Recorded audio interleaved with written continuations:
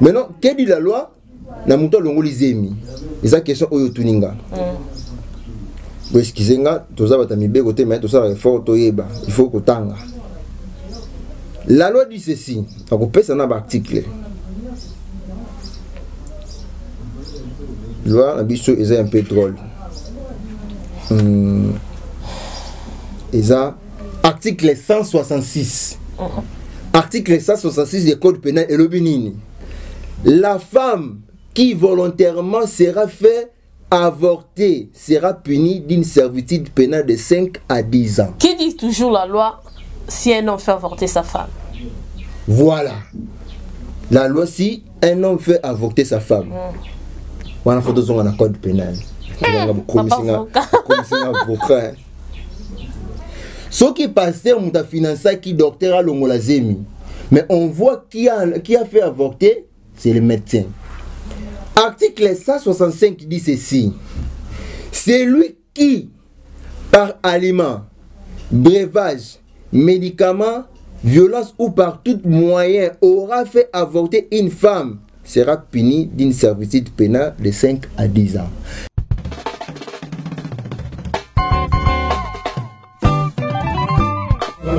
Oh mama mama na lobe, mama dele mabondela, tolo nase, mutupe na moi, olembate mama, dele mabondela, isikanyo sozali. Voilà, bonjour à vous très chers fidèles téléspectateurs, très heureuse de vous savoir très nombreux devant vos postes téléviseurs, mesdames et messieurs. Bonjour et bienvenue à vous, bonjour et bienvenue plutôt dans cette très belle émission Planète D-Star, l'émission qui vous faut connaître l'évolution des artistes préférés, l'émission qui vous faut connaître l'actualité. Toujours quand on a sujet il y a Eliane, la pasteur Moïse Mbi est toujours évolué, les lots d'un bébé frère Gaël, na yini to beta lisusu lisolo il y a sujet à pasteur Moïse Mbi na sœur Eliane. Avant de commencer cette très belle émission, Babito Bandara Nanzambe pour salari Toro Makas. Taram tapé sur moi Pema. Si mon réalisateur déjà prêt déjà nous souffler du mange de la chanson et puis on se retrouve tout juste après. C'est parti. Qu'il assure sans mon limo, nanyako futangoe. Musalo yo sambonzambe na kolia, dongo andime liyo natinga myo libela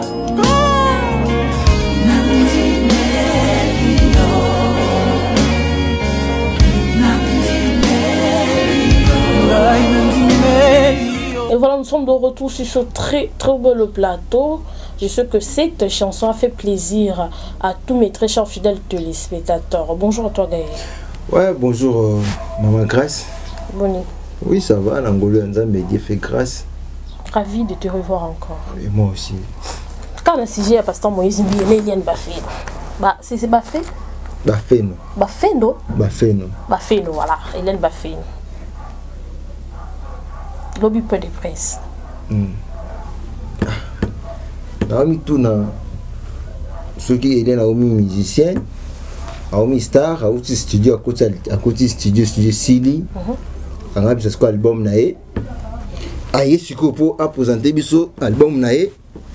Si n'a pas de presse, on a évité sur les acquis. Vous voyez quand tu rondini.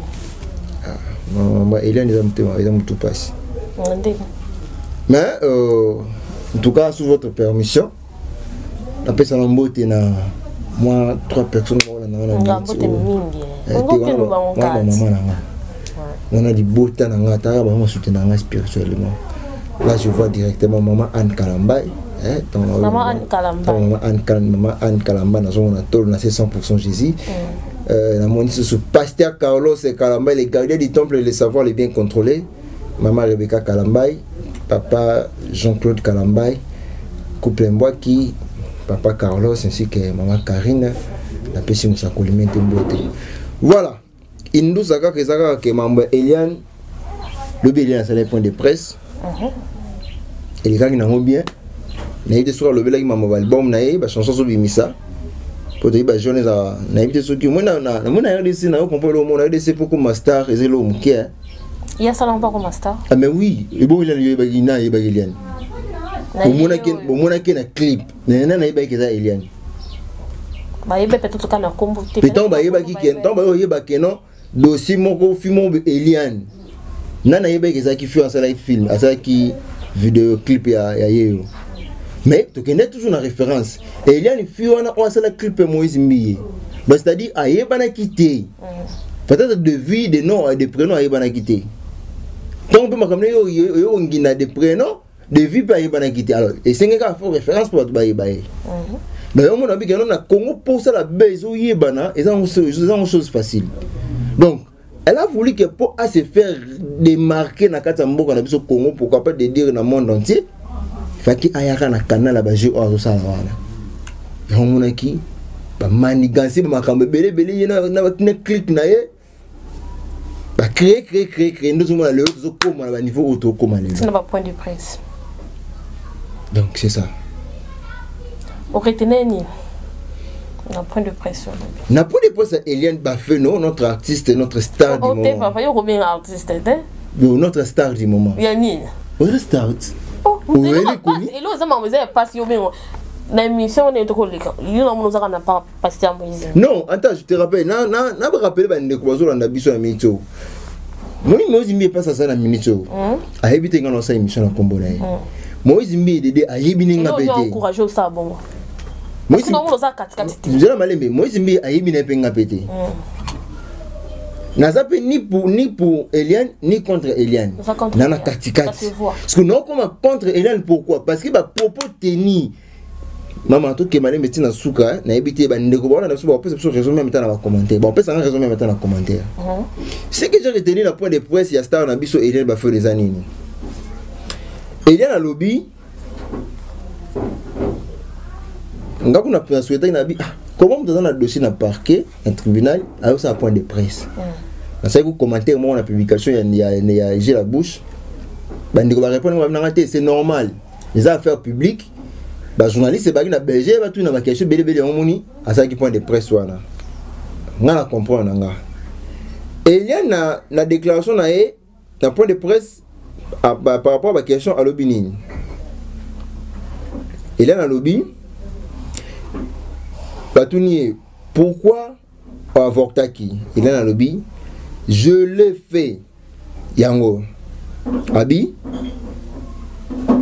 à lobby d'abord le abi j'ai été drogué par une des complices ya Moïse Mbiye après ba ramener nga pa ya médecin pour pas faire avorter nga en même temps il mon pekaka je me suis fait avorter pour préserver la réputation du pasteur Moïse Mbiye pour sauver la réputation du pasteur Moïse Mbiye il a arrêté de me donc en première position azala qui drogué ba même pas pasteur ba longo les amis même pas pasteur ba longo les amis pardon pas docteur et pas docteur donc complice à pasteur a drogué a même pas docteur a longo les amis la deuxième position na longo la qui zemi pour na sauver combo ya pasteur Moïse Mbiye maman journaliste vous en avez au français mais il y a limbolé non pour la lingala j'espère que vous pouvez comprendre ma mise en katuana donc c'est ça on a arrêté la point de presse yangwana ba mema qui est parce que batila qui est drogue pas complice à pasteur Moïse Mbiye ne ba suffit ma complice à pasteur Mbiye eza na Mireille yim ta drogue qui ba Eliane a même pas médecin longo les amis. Après, il y a un moment où on reconnaît que non, la loi qui s'est mise pour sauver l'image du pasteur Moïse Mbiye. Qui dit la loi, somme ta longue les amis, la volonté, c'est grâce à 20 minutes, comme Nazim, mais pas qu'il y a le lion. Voilà, maman, on a toqué, pendant la maramétali la loi. Tout ça, magistrat, tout ça, avocat, maintenant, tout ça, effort de la loi. Loi et le biboy, na mouto, aza conscient, on peut reconnaître que non, à longue les amis, volontairement. Loi et le bini, parce que tout le monde a dit que non, Eliane, elle a conscience que à ça là qui a mot, à longue là qui s'est maintenant volontairement pour sauver l'image de pasteur Moïse Mbiye. Mais par contre, ben déclaration que non Moïse Mbiye dans longue là qui s'est mais yemoko na point de pas dans le but que non na longue là qui s'est mis pour sauver l'image de pasteur Moïse Mbiye. Maintenant, que dit la loi? Na muto longoli zemi. Eza question oyo tuninga. Vous excusez-moi, tout ça va t'amiber côté, mais tout ça va fort toyeba. Il faut kotanga. La loi dit ceci. On peut ça dans l'article. Loi, la bicho est un peu drôle. Article 166. Article 166 du Code pénal et le Bénin. La femme qui volontairement sera fait avorter sera punie d'une servitude pénale de 5 à 10 ans. La loi dit ceci. Article 16. La femme qui volontairement se sera fait avorter sera punie d'une servitude pénale de 5 à 10 ans. Ah, tout le monde a nani, tout le monde a Eliane. Parce qu'il y a le bi, à l'ongola qui zemi ouana donc pour sauver l'image à pasteur Moïse Mbédo, c'est-à-dire ils ont volontairement. Oui. Parce que loi, ils ont mis le bini article, dans article 160, la femme qui volontairement sera fait avorter sera punie d'une servitude pénale de 5 à 10 ans. Donc déjà, quand déjà tout le monde il a un problème. Oui. 5 à 10 ans. Voilà. Question encore répondre. La réponse encore plus sur la question tourner en Wana. Ça se montre ma caméra sur Ken. Naïf c'est que bandeko tout aura beaucoup plus de rapidité à condamner Muninga. Ça se montre Moïse Mbié. Tellement besoin va passer na ba image ya banzambe, on va voir ça que passer za mutu. Akoko kapé pour sanzoto. Akoko kapé pour sanzoto. Yoza moi si. Ko yipe ko abouti ko arriver per au séduire pasteur. Mais avant d'arriver, non, n'habite qu'à ces nabis aux mois si, qu'on peut quoi arriver à ces 2 mois si, à ces 2 pasteurs. Mais il faut pas toujours condamner Moutou, parce que parce que nous avons maman qui chez Zanini. Et il y a des gens qui ont le bakar, n'a pas preuve, n'a qu'un parquet, n'a pas preuve, ils ont bimaté. Mais le haut, quand la loi au y'a qui n'a pas parquet, il y a un mot ici article 166. Donc c'est-à-dire déjà quelque part déjà tout le monde a ndengé déjà il y a un quoi isama. Toki na mutu na mususu mama pour na monde makambo zo ya mpamba mimi j'attends notre famille yindi osaka foka te na komi monde pour ça pour oya ko le makambo boy faut olandela non makambo pe bino makambo na le bele ba bien monter et na zo informer les bateau bele. Voilà, qui dit toujours la loi si un homme fait avorter sa femme. Voilà, la loi si un homme fait avorter sa femme. Voilà faut dans un code pénal.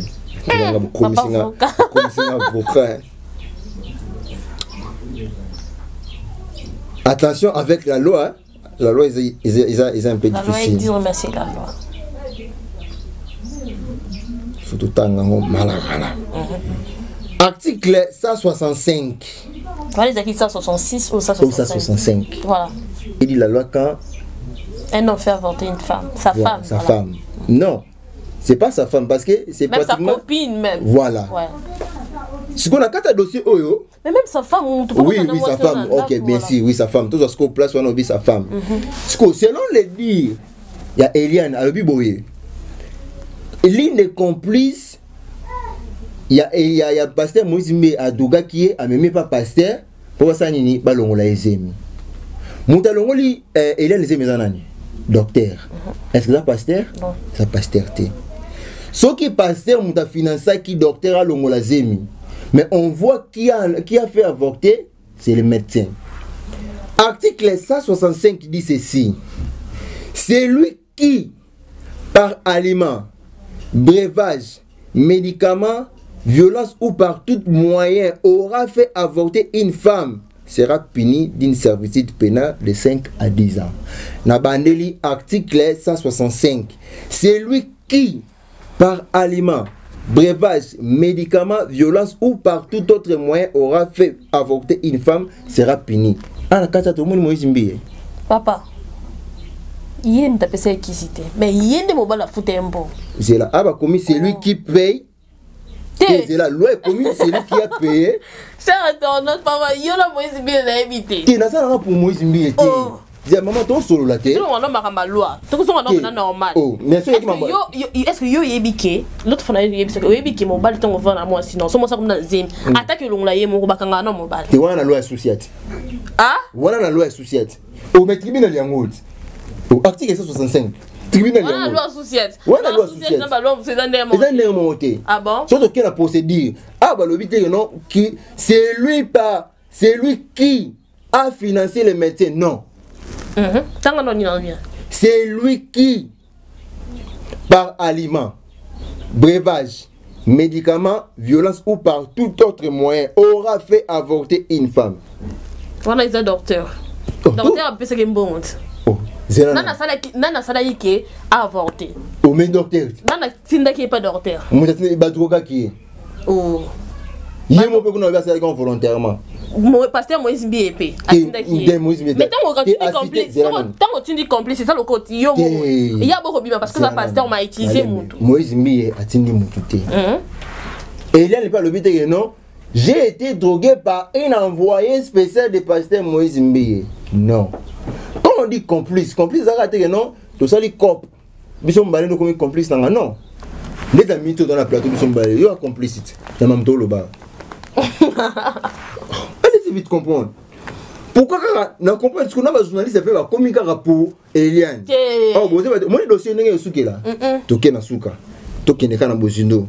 Na ko yebso ndenge dossier suka. Liboso on le dossier o ngé suka ke famille m'a dédommagé. Babenga famille papa sans Moïse Bi. A dédommagé. Mais déjà ndenge to comme que ce qu'on a ba procédure juridique boyé. Ah et comme moi passé. Parce que déjà tout le monde a minute à travers cette émission va comprendre ça que non. Mon toit le molisé volontairement. C'est lui qui est condamné. On a attends tout travers cette émission te mutu nyo c'est bi que so le molisé so bi que mutu le molisé. So ba kanyo ki mobala binga na yeba kité. Asalo ngo yemo ko ba kangande. Mais ce que yemo il a confirmé que non, asala qui a volontairement pour en sauver image à pasteur Moïse. Parce que pourquoi batu bazo fio tout la ga mis no ka na pasteur Moïse à longola Hélène Bazim. Mais yemo pas lo ba ki ngo ko ma ki on a page no le balé. Kuna da ki osamba ne mususu. Si on na zo se contredire. Yemo ko. Pour na live ce que non mo ma nzambe hein. Moni on tout on même Bible bien ouais ne touchez pas mais ouais moi sur toucher na ouais nzambe confusion que ça na monoko na yo comprend été ma so no bimisaka yo mo so se contredire ka yo moko na minute pour ton information na minute na Eliane na avocat na bazabo baza na contradiction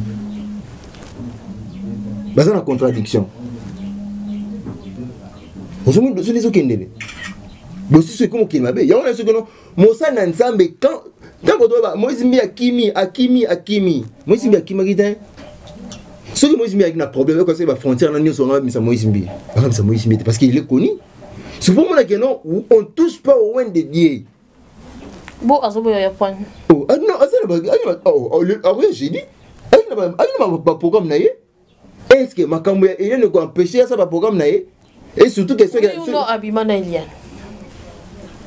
jusqu'à là on n'a pas vu la vidéo où je la sais que non, Eliane a soyons réalistes. Oui ou non, Abimano Eliane. Est-ce que je suis la preuve que je la sais que non, Moïse Abimano Eliane. Toi, il y a beaucoup de preuve. On ne peut pas affirmer ça pendant que tu as la preuve. Oui. Ça peut être verbalement parlant comme ça. Yemoko. Yemoko. Moi, si ça zema yeba moko zem, il a moi aussi. Bato nyonso nde baza boye atako to babi ke yemoko aboye ko ke longola zemi mais yemoko elié na yebi ke abibana pasteur Moïse mais pas lobi yango abel longola ki zemi wana pour couvrir donc kasi on obi ko moi te yemoko lobi ke no yemoko elié na yebi ke abibana pasteur Moïse mais donc question na otuna ngate faut ko tuna elié on va parler na ye on va parler parce que la mission na ça na yambi pasteur Moïse te na ji Moïse Mbi na Moïse Mbi te aucune question vrai ou faux ce que elié abibana etote parce que ce côté là pour yemoko elié vrai ou faux ce que abibana Moïse Mbi omoni ndeko kasi dossier oya Moïse Mbi nga déjà début nango nazaka convaincu nango te. Est-ce que pourquoi parce que Eliane je ne sais pas par quelle mouche l'a piqué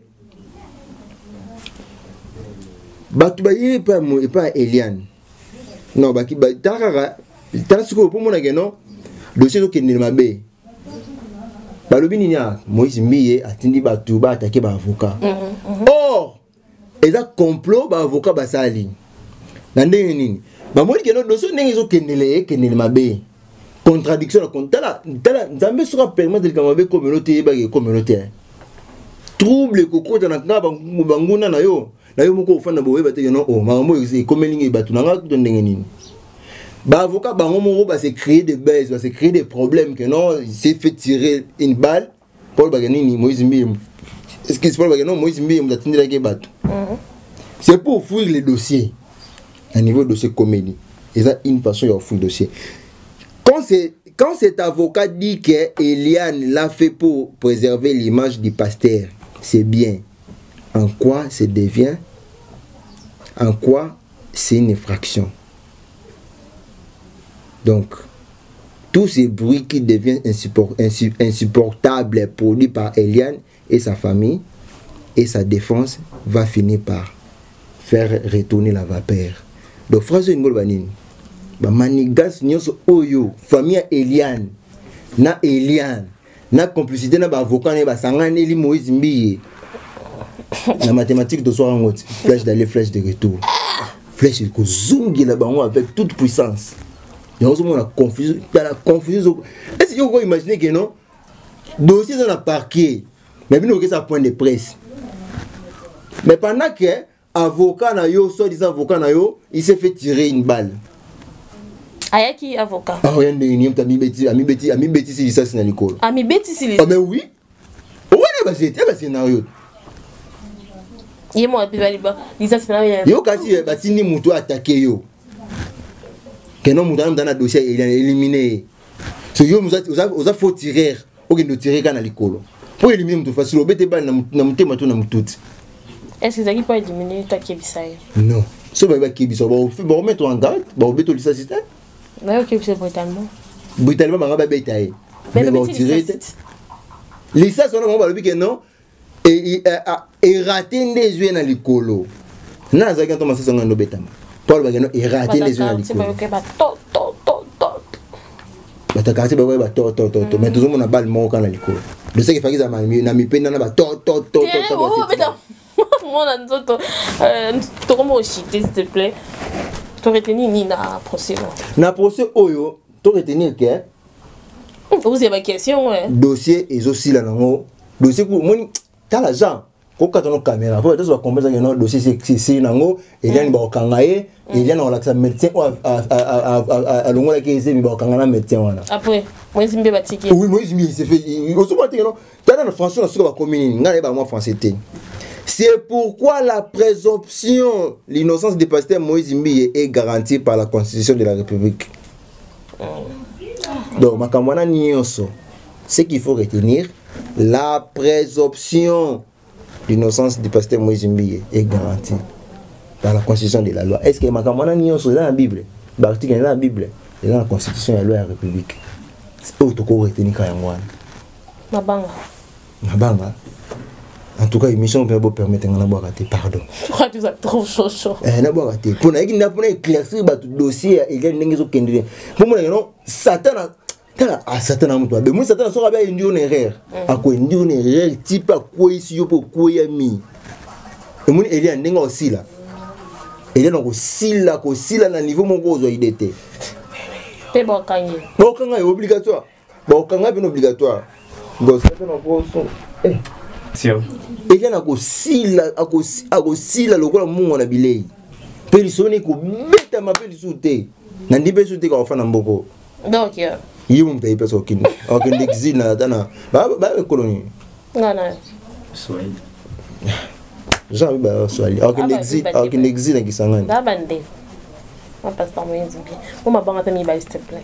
Te na pesi mbote na mama Anka. Ngati ko boire tête. Pesi mbote te na opesa boire te na opesa mama ngambote mama tolo na 100% Jésus. Pesi mbote na mama Anne Kalambai, pasteur Carlos le gardien du temple, les savoirs les bien contrôlés. Maman Rebecca Kalambai na pesi mbote. Bato kama ngabo ba yongo la ndisa bango nyoso bene pour sa famille Kalambai. Papa juste Kalambai. Na ngamo Mike Kalambai. Côté kuna te. Papa Jean-Claude Kalambai, couple Mbwaki, pasteur Papa Carlos et la maman Karine, la pesi mbote na Jean Didier, Jean Mwanza, la casquette des images. On doit chapeauter ba image, on chapeauter ba image. La pesi mbote na gosse di Kambala. Tikaye ya na gosse yani dadi di Kambala utilisera. Bon ba c'est un bon, même na gosse azara kimete ba ya na dadi di Kambala da utilisera. Donc, bon guérison na Dadi di Kambala tout ce qui tombe na tapis rouge nouveau né abi mikolo pour mener monsieur YouTube. Mais c'est YouTube bon guérison na yo. na pesi pembote na sœur Adeline Mompa, sœur Adeline Mompa na zo ko soutenir na yo kaka na zo ko soutenir na pesi mbote na pasteur Gambé. Donc pour na solution wana. Moi aussi j'en profite de dire bonjour à mon boss, c'est Alain de Bassé 78, il y a ma diabète de me rappeler à Pembe, moi la ville pour la rentrée, j'ai sali Laurent Kabouki de Bruxelles, plus important que quand l'homme qu'il faut, j'ai sali Gosti Kamal, Alega Star, Azastar. Voilà, c'est déjà la fin de cette très belle émission. Retrouvons-nous à la prochaine numéro. Bisous, bye.